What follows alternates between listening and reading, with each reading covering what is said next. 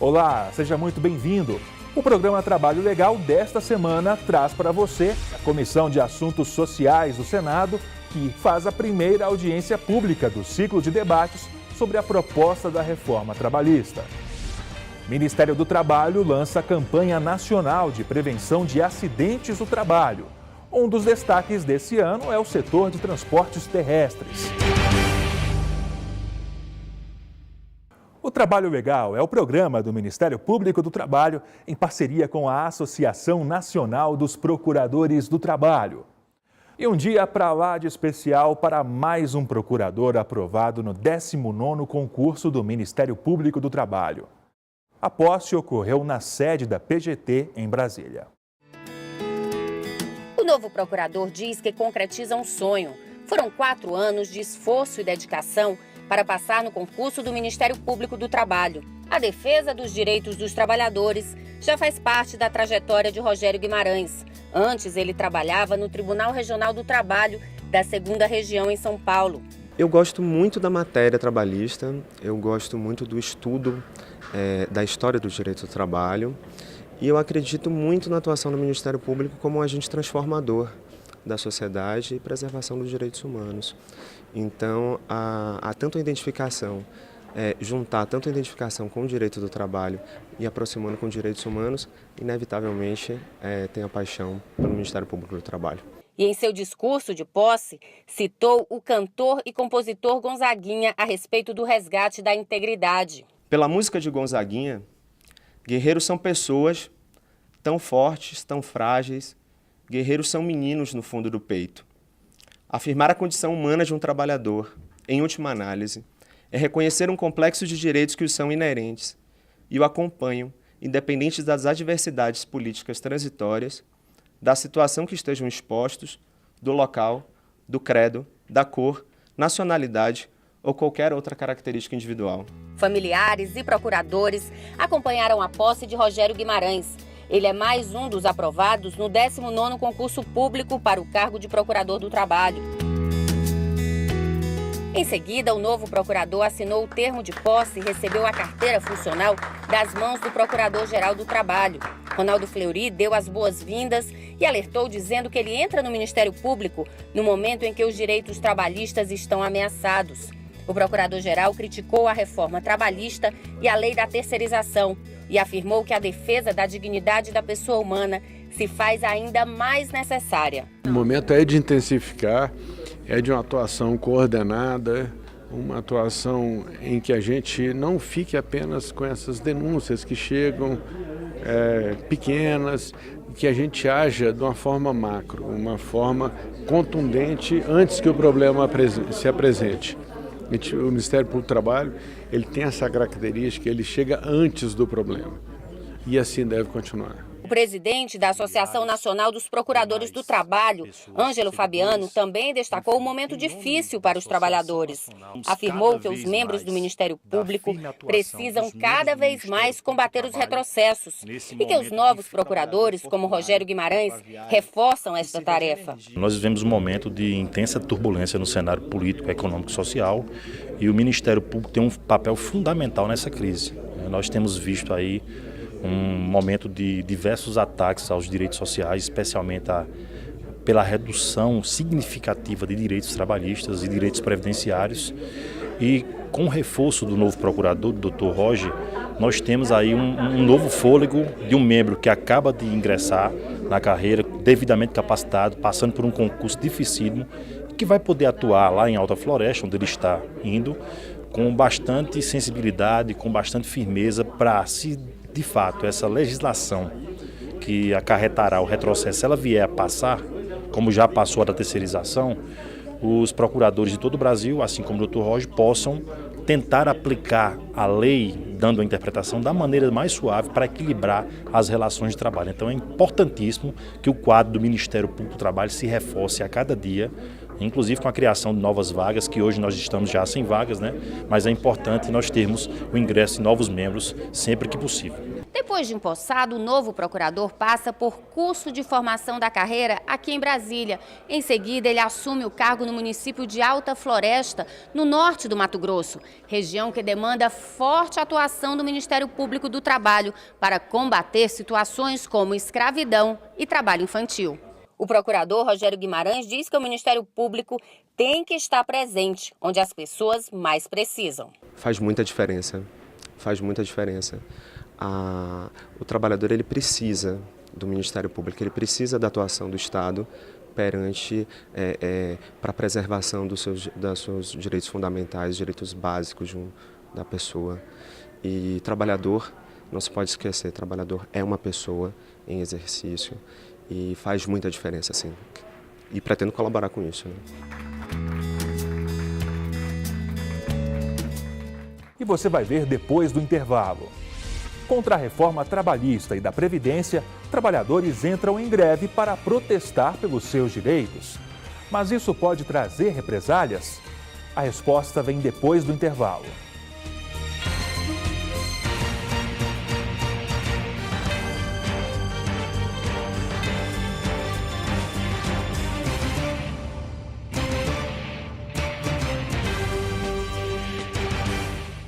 Trabalho legal de volta e o direito à greve está garantido na Constituição.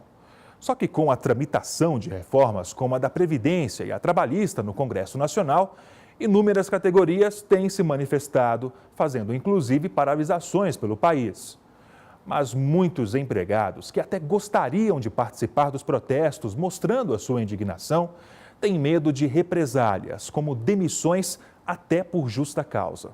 Manuel usa o metrô todos os dias para ir e voltar do trabalho, mas quando acontece greve dos metroviários, aí fica mais difícil ainda. O jeito é encarar os vagões lotados nos poucos trens que permanecem circulando durante a paralisação. Quando fica muita gente, o metrô anda mais devagar, né? E muito lotado, é difícil. Tem que trabalhar, chegar atrasado, aí você perde o dia. Aí tem que se espremer, o pessoal ainda reclama. Já o Gilson depende de ônibus para se deslocar. Quando a categoria cruza os braços, ele se vê obrigado a utilizar o transporte pirata e não gosta nada dessa opção. Eles cobram mais caro na greve, é sempre lotado, só sai quando lota mesmo. E não é bom, não é legal. E no caso de acidente, de qualquer coisa, você está sem amparo, né? A greve pode não agradar a muita gente, ainda mais quando atinge serviços essenciais, como transporte público, segurança, saúde e bancos. Mas é um direito garantido a todos os trabalhadores pela Lei 7.783, de 1989, para reivindicar, por exemplo, aumento salarial ou melhores condições em suas atividades. Segundo a legislação, a greve só começa quando as negociações entre sindicatos e patrões não chegam a um acordo. A população deve ser comunicada previamente sobre a paralisação. Os serviços não essenciais devem ser avisados com 48 horas de antecedência e os essenciais com 72 horas. E esses não podem parar totalmente. A lei não estabelece o percentual mínimo que deve ser mantido desses serviços durante a greve. Cabe acordo entre sindicatos e patrões ou a Justiça do Trabalho determinar o quantitativo que deve permanecer trabalhando. Este representante da Central Única dos Trabalhadores, a CUT, diz que a instituição já recebeu inúmeras denúncias de empregados que foram demitidos por justa causa só porque aderiram a greves. Já aconteceu vários casos, de inclusive greve, depois são demissão por justa causa, ou são punidos. E muitas vezes uma greve que se encerrou, ela inicia novamente para poder, tem dois instrumentos, faz a greve novamente para garantir aquelas pessoas que foram demitidas. Depois tu faz um acordo que então, consegue inclusive uma estabilidade por um período nesse sentido. Inclusive tem casos de greve que tu garante estabilidade em um período, depois que passou aquela estabilidade, ele demite a metade daquele pessoal que estava em greve. Esse especialista explica quais são os motivos que tornam uma paralisação ilegítima e a possibilidade de levar à demissão por justa causa. A greve é um direito legal, constitucional, mas ele tem um limite. Então, a partir do momento que se extrapola esse limite, estão quebrando a empresa, não deixando ninguém entrar ou ninguém sair, ou a própria Justiça do Trabalho também considerando que não avisaram com a antecedência que a lei determina, não mantiveram uma atividade mínima para a atividade com relação à sociedade, a Justiça do Trabalho a considera de uma forma ilegítima. Nesse caso, o empregador pode sim demitir, inclusive por justa causa, e contratar outras pessoas para aquele trabalho. A lei também determina que os dias não trabalhados durante a paralisação podem ser descontados do salário. O desconto da greve é a regra, porque a greve ela é uma suspensão do contrato de trabalho. Então, não trabalhou, o empregador desde o primeiro dia não é obrigado a pagar aqueles dias. Então, isso é o que diz a lei. Agora, havendo uma negociação coletiva com relação a esses dias não trabalhados, pode haver a compensação dos dias e o devido pagamento. Ou ainda, a própria Justiça do Trabalho pode determinar a conversão da suspensão, onde não há pagamento, para a interrupção do contrato de trabalho, ou seja, ela entendeu que aquele período de greve foi uma interrupção do contrato de trabalho e, nesse caso, o empregador ele fica obrigado a pagar os dias. No Congresso Nacional, tramitam propostas de reformas que, para os trabalhadores, são temas polêmicos e delicados. Inúmeras manifestações contra essas reformas são organizadas pelo país por centrais sindicais, mobilizando centenas de pessoas. Muitas chegam a faltar ao trabalho para participar desses protestos. Valer defende que a participação da sociedade nessas manifestações é uma forma legítima de lutar por direitos. Vai ser muito ruim para a classe trabalhadora. Essa reforma trabalhista, ela vai prejudicar muito a negociação coletiva, vai tirar direitos muito consagrados em muita luta. Quantas pessoas tombaram para conseguir esse direito? Então, com certeza, está consagrado o direito legítimo, eles são questões fundamentais de todos os trabalhadores, a dignidade humana, a questão da negociação, isso é fundamental. Então ali é uma questão geral, é questões gerais de todos os direitos dos trabalhadores, não é uma questão específica, é uma questão geral. Por isso que é uma greve geral, que ela vai atingir todos os trabalhadores, de todos os segmentos. De acordo com a Constituição, todos têm direito à livre manifestação, mas é preciso ficar atento para não confundir paralisação por greve com a falta ao trabalho para participar dessas manifestações. A greve ela tem um único objetivo voltado à melhoria nas condições de trabalho. Então, não obstante você também ter o direito à manifestação na Constituição, ele não está pautado nas condições de trabalho. Pode até ter uma greve, por exemplo, como atualmente nós estamos falando, contra a reforma da Previdência, contra a reforma trabalhista, mas isso não é greve. Então, uma vez que o trabalhador ele deixa de comparecer ao seu posto de trabalho para essas manifestações, exercer esse direito legítimo constitucional, de protestar, de se manifestar, mas não tendo vinculação com o seu contrato de trabalho e não sendo de forma coletiva, poderá ser descontado. O mestre em Direito explica que, em casos específicos, algumas faltas ao serviço podem acarretar demissão por justa causa. Para se configurar uma justa causa, deve estar nos elementos do rol do artigo 482. Então, tem que ser ali um mau procedimento, uma insubordinação. Então, deve-se configurar realmente uma quebra de confiança. Uma falta daria justa causa? Depende. Se isso for um médico plantonista, se for um vigilante. Então, se for uma atividade em que aquela falta cause a quebra da confiança do empregador, um único ato pode gerar a justa causa. Os trabalhadores que se sentirem lesados por aderirem a greves ou manifestações devem reivindicar seus direitos. A gente faz um processo de negociação com a empresa, se a empresa não voltar atrás, a gente faz, inclusive várias vezes é feito greve para que aquilo seja restabelecido, para que o funcionário não seja punido, para que seja reintegrado aos postos de trabalho as pessoas que foram demitidas decorrentes da greve. Denunciamos para o Ministério Público, entramos com a ação da Justiça, entramos com mandato de segurança, tudo que é possível fazer a gente faz. A própria lei menciona o Ministério Público do Trabalho como o órgão que vai desde uma mediação das partes conflituosas até como a parte competente para propor o chamado dissídio de greve junto à Justiça do Trabalho. A Comissão de Assuntos Sociais do Senado analisou em um ciclo de debates pontos polêmicos da reforma trabalhista. As discussões giraram em torno de temas como representação sindical, contrato temporário de trabalho e os acordos coletivos entre patrões e empregados. O encontro reuniu senadores da base do governo e da oposição, representantes do Ministério Público do Trabalho, de entidades e sindicatos. A senadora Marta Suplicy presidiu a mesa de debate. O que vale hoje, o que eu já pontuei no início da minha fala, é que a legislação trabalhista tem que estabelecer condições acima do que a lei prevê. A proposta que está sendo encaminhada é que isso, enfim, a negociação coletiva possa ter força de lei, mesmo que determinadas condições que forem estabelecidas sejam abaixo do que a lei estabelece seus limites. Os presentes discutiram estratégias para tentar evitar a aprovação do projeto nos termos em que foi apresentado e debateram o tema sobreposição do negociado sobre o legislado. O Ministério Público do Trabalho, por exemplo, não é contra a modernização da legislação trabalhista, né? Isso depende muito do conteúdo que é dado a essas propostas. Do nosso ponto de vista, o negociado sobre o legislado, da forma como está sendo tratado, não oferece nenhuma perspectiva de adequar as relações de trabalho, o que precisa, na verdade, ser adequado a essas novas tecnologias que estão impactando o dia a dia dos trabalhadores.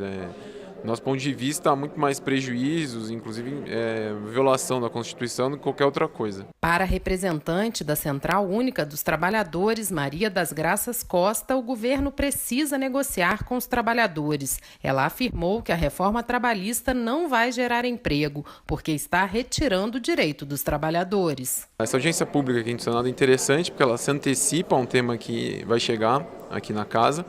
Hoje o relatório foi apresentado pelo deputado Rogério Marinho, teve alterações substanciais, que a gente já estava debatendo, mas é um negociado sobre o legislado, que foi objeto do debate hoje, inevitavelmente vai estar no projeto e vai voltar aqui para casa. Então é um primeiro momento, é um pontapé inicial, e eu espero que renda frutos futuramente para o amadurecimento dessa questão, para que eventual aprovação de qualquer proposta nesse sentido não cause prejuízo aos trabalhadores.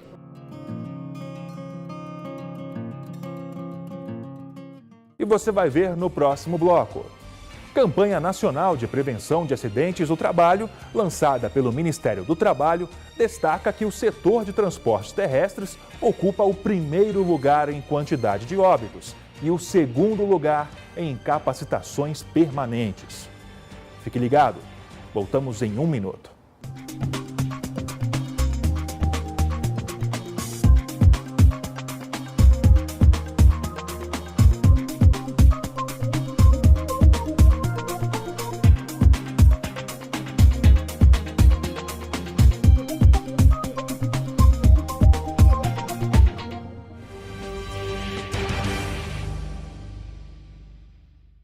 O Ministério do Trabalho lançou a Campanha Nacional de Prevenção de Acidentes do Trabalho, a CAMPAT.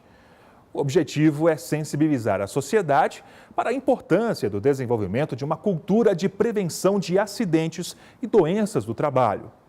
A CAMPAT faz parte do Abril Verde, de iniciativa do MPT, e é um conjunto de ações para dar visibilidade ao tema da segurança e saúde no trabalho. Após o lançamento oficial do Abril Verde pelo MPT, agora foi a vez do Ministério do Trabalho apresentar a CAMPAT 2017. A Campanha Nacional de Prevenção de Acidentes de Trabalho tem como tema principal conhecer para prevenir. E conhecer o atual cenário não é nada animador. O Brasil registra 710 mil acidentes de trabalho por ano. A estatística é alarmante também quando analisado o custo financeiro. A estimativa é de 200 bilhões de reais todos os anos. Segundo a estimativa da OIT, é 4% do PIB que nós perdemos e que poderiam ser evitados com ações de prevenção e com efetivo engajamento da sociedade em geral na prevenção dos acidentes e doenças. Para evitar este panorama, o Ministério do Trabalho tem 36 normas regulamentadoras que visam um melhor e mais seguro ambiente trabalhista. E para garantir o cumprimento dessas normas, é necessário o respaldo da atuação de auditores fiscais do trabalho. Esses números são o retrato da falta de fiscalização. Não há fiscalização sem fiscais. Nós hoje temos o menor número de auditores fiscais do trabalho dos últimos 20 anos. Segundo dados do IPEA, com base nos estudos da OIT, para a população economicamente ativa do Brasil, nós deveríamos ter 8.000 auditores. Veja o tamanho da defasagem. 62% dos transportes de carga são concentrados em rodovias. E isso contribui para que locais como este aqui liderem o ranking de acidentes de trabalho no Brasil. O setor ocupa também o primeiro lugar no número de mortes em serviço e o segundo em incapacidades permanentes. Um dos primeiros passos, ou talvez o primeiro passo, para que possamos melhorar algo que está errado, é reconhecer o erro. Não devemos esconder os números, não devemos nos envergonhar dos números. Ao contrário, devemos refletir o porquê de números tão elevados. Ao todo, são 2.800 mortes e mais de 1.500 incapacitados permanentes todos os anos. Algumas atividades afetam não só o corpo, mas também a saúde mental do trabalhador. Não são acidentes de trabalho no sentido de um fato ocorrido, mas são acidentes de ação continuada, porque aquele trabalhador exposto àquela determinada questão, ele vai ter depois um agravo de saúde, né, e que talvez mais grave e de consequências mais permanentes do que um acidente de trabalho em si propriamente dito. A campanha tem como objetivo conscientizar empresas e empregados, além de ampliar a fiscalização nos ambientes de trabalho em todo o país. A campanha tem o objetivo de despertar uma consciência educativa para promover um novo comportamento, tanto do empregador como do próprio trabalhador e a sociedade como um todo, que tem o objetivo justamente de reduzir esses números, para que os números que são elementos que proporcionam a ocorrência dos acidentes, como também muitas vezes afeta de uma forma indireta e que leva o trabalhador a ficar doente, dada a sua exposição, é fundamental. A campanha tem esse objetivo. 28 de abril é o Dia Mundial de Segurança e Saúde no Trabalho. Desde 2003, a OIT usa essa data para refletir uma luta diária em todo o mundo. E que nós possamos assegurar que o trabalhador voltará para casa da mesma forma que saiu, saudável e principalmente vivo. Temos que cuidar dos nossos trabalhadores da mesma forma que temos que cuidar da nossa juventude, que serão os trabalhadores de amanhã. E para dar mais força à campanha Chega de Trabalho Infantil, o MPT adesivou o prédio da sede da Procuradoria-Geral do Trabalho em Brasília.